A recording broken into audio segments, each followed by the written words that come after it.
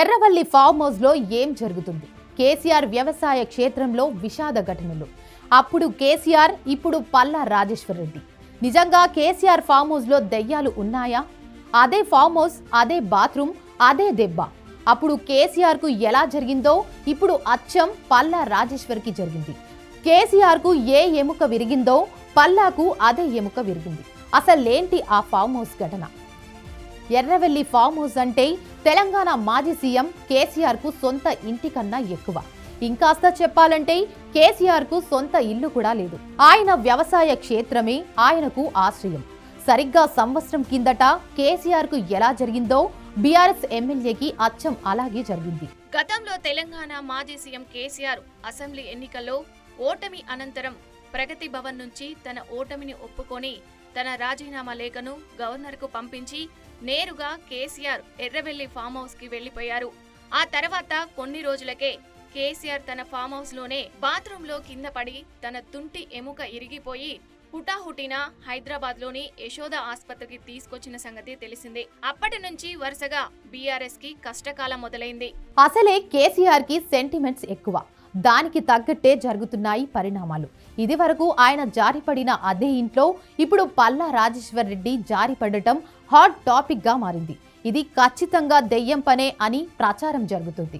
నిజంగా వాళ్ళు తుంటి ఎముక గాయాలకు దయ్యమే కారణమా అనేది ఇప్పుడు తెలుసుకుందాం రండి. బీఆర్ఎస్ అధినేత కేసీఆర్ సంగతి మీకు తెలిసే ఉంటుంది. ఆయనకు ప్రజాపాలన ఎంత ముఖ్యమో అంతకు మించి సెంటిమెంట్స్ కూడా అంతే ముఖ్యం. కేసీఆర్ దైవభక్తి మాత్రమే కాదు, వాస్తును కూడా బాగా నమ్ముతారు. ఈ వాస్తు వల్లే ఆయన ఎంతో ఇష్టపడి కట్టించుకున్న సెక్రటేరియట్ భవనానికి వెళ్లలేదనే ప్రచారం కూడా ఉంది. తన పరిపాలనా కాలంలోనే భవనాన్ని ప్రారంభించిన ఆయన అందులోని తన పేషీలో మాత్రం ఉండలేదు. ఎందుకంటే అక్కడేదో వాస్తు దోషం ఉంది అని ఆయన నమ్మడం వల్లే వెళ్లలేదనే వాదన కూడా ఉంది. అయితే ఇలాంటిదే మరో అంశం కేసీఆర్ కి చెందిన ఎర్రవెల్లిలోని ఫామ్ హౌస్ కి సంబంధించి ఉంది. 2023 డిసెంబర్లో ఇదే ఫామ్ హౌస్ లో కేసీఆర్ కాలు జారిపడ్డారు. అప్పట్లో తెలంగాణ అసెంబ్లీ ఎన్నికల ఫలితాలు వచ్చాయి. ఆ ఫలితాలలో బీఆర్ఎస్ ప్రభుత్వం ఓడిపోగా కాంగ్రెస్ అధికారంలోకి వచ్చింది. ఆ సమయంలో రాత్రివేళ కేసీఆర్ కాలు జారి పడిపోయారు. ఆయన బాత్రూంలో జారి పడ్డారనే వాదన ఉంది.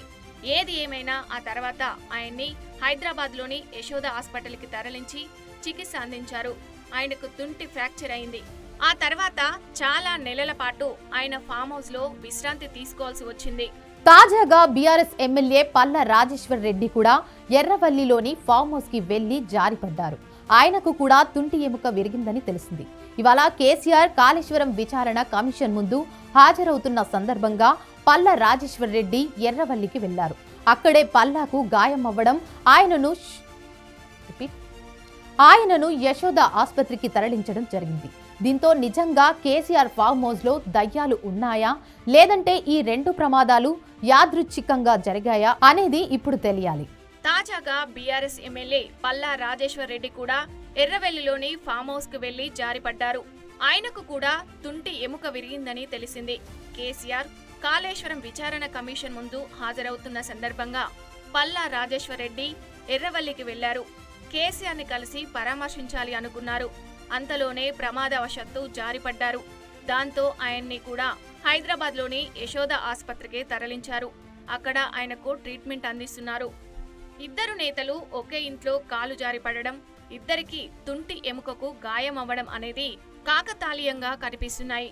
కానీ దీని వెనుక కొన్ని అదృశ్య శక్తుల ప్రమేయం ఉంది అని కొందరు అంటున్నారు. కేసీఆర్ ఫామ్ హౌస్ లో దుష్ట శక్తులు ఉన్నాయని, అవే ఇలాంటి విపరీత పరిణామాలకు దారి తీస్తున్నాయని అంటున్నారు. ఫామ్ హౌస్ కి కొన్ని ప్రత్యేక పూజలు చేయాలని, దుష్ట శక్తుల సంహారం జరపాలని అంటున్నారు. ఇప్పుడు కేసీఆర్ మైండ్ లో ఈ అంశం లేదు. కానీ కొన్నాళ్ల తర్వాతైనా కేసీఆర్ దీని గురించి ఆలోచిస్తారని, ఖచ్చితమైన పరిష్కారాలు చూస్తారని ఆ పార్టీ వర్గాలు భావిస్తున్నాయి. ఇలా పల్లా జారిపడిన అంశం తెలంగాణ రాజకీయాల్లో హాట్ టాపిక్ అయింది.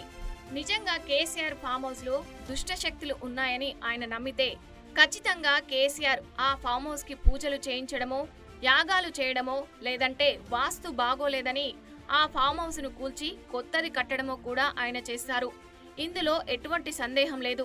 ఎందుకంటే గతంలో కేసీఆర్ ఉమ్మడి ఆంధ్రప్రదేశ్ సచివాలయం వాస్తు బాగోలేదని సీఎం హోదాలో ఒక్కసారి కూడా ఆయన ఆ పాత సచివాలయంలోకి అడుగు పెట్టలేదు. అంటే అంత పెద్ద సచివాలయమే ఆయన లెక్క చేయలేదు. మరి ఈ చిన్న ఫామ్ హౌస్ ఓ లెక్క అనే చెప్పాలి. ఇక చూడాలి ఫామ్ హౌస్ విషయంలో కేసీఆర్ ఎలాంటి చర్యలు తీసుకుంటారో అని. అంతవరకు చూస్తూనే ఉండండి మన బీఆర్కే న్యూస్ తెలుగోడి సత్తా.